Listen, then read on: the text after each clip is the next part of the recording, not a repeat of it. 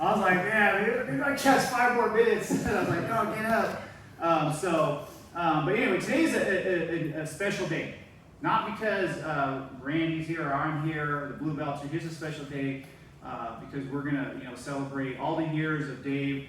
Come over here, Dave. That Dave has put here into jiu-jitsu, and we're gonna finally do.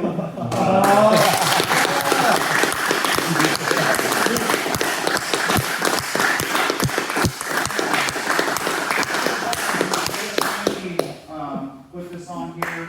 So what this is what should have been done a while ago. I wanted to wait, until I had a couple stripes on my black belt to do this.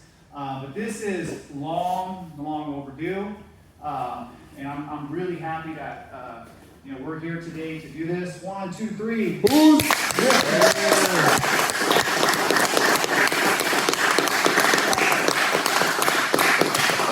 Like I said, man, he has more than earned his black belt. He started training jiu-jitsu before I started training. When I came into the gym back in 2003, 2004, he was already a blue belt already, and he was already training. He was already kind of a veteran from the way I felt back then, because there were only blue belts at the time. And if you really want to learn about the history of jiu-jitsu here in Fresno, Dave is very humble, but he knows a lot about the history. He's trained with a lot of people, and man, there's going to be a lot of people out there to be really happy for him and proud of him, because this has been a long journey. Like Randy was saying, everybody's journey is different. Dave has other things that he likes to do. He's really busy. He's a family man, which is something I respect a lot. But man, he has stuck with it, and man, that black belt looks good. That black belt looks really good, and man, I'm just really proud of him.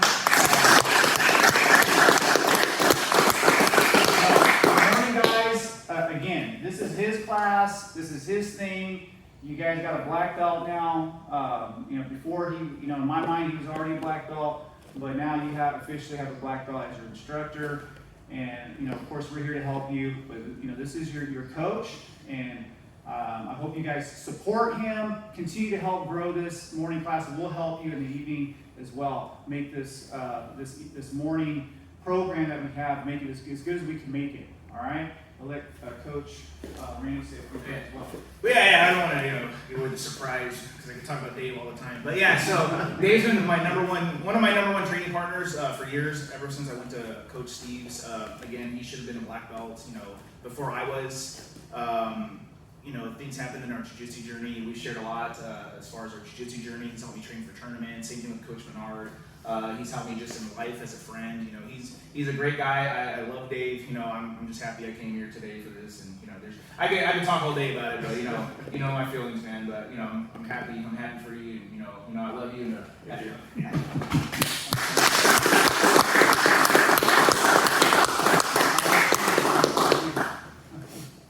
I actually don't even know what to say. If it wasn't for you guys in the morning, I want to be training right now because my work schedule, and it's been great having these two guys to always kind of lean on. And even when before we opened here, when we were at Steve's, we'd still go during the day, and it was great for me to have people who would, like we were talking about, sacrificing for your friends. They didn't have to show up during the daytime to roll with me, but we'd show up at noon, we'd roll for a few hours, and the friendships that you make along the way are just phenomenal.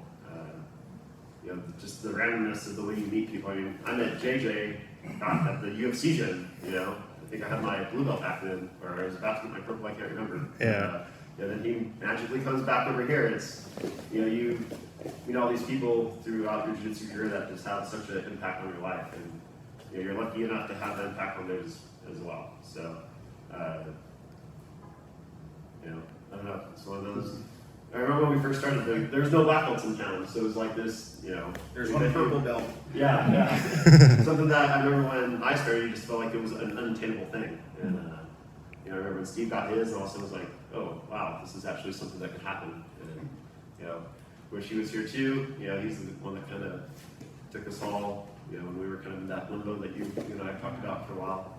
But I still have a photo from the day Bernard and I checked this place out. So let's take a photo in front, because this is either going to be the beginning or the end of our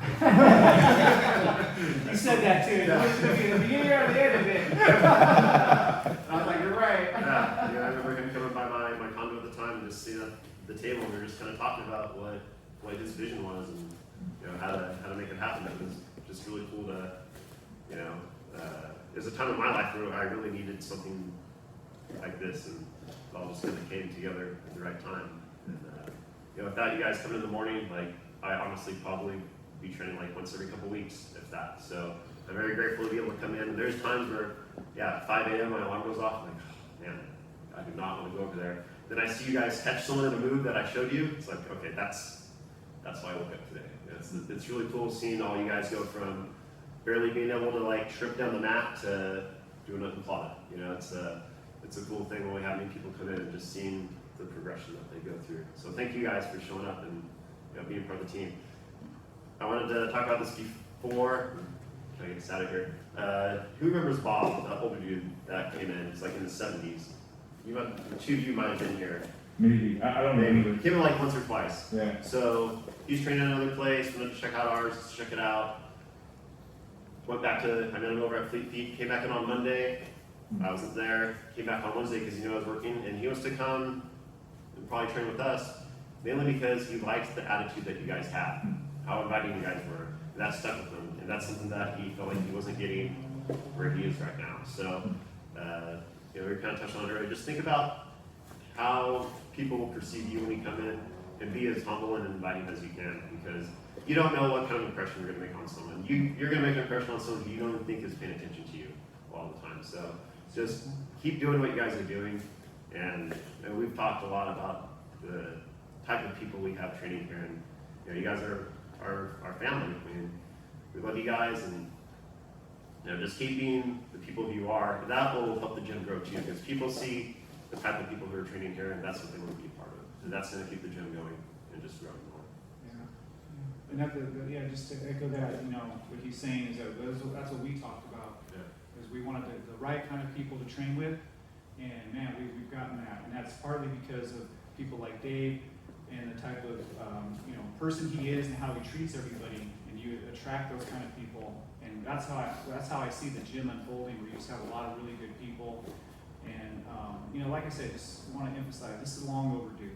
He has more than earned this, and like Randy was saying, he should have been a black belt before both of us, and man, he stuck with it. And man, today's a special day for me because of that. Because man, he is the definition of perseverance, toughness, and grit, but with all kinds of humility. And you don't see people like that, right? They have those type of personality characteristics. So, anything else? That's good.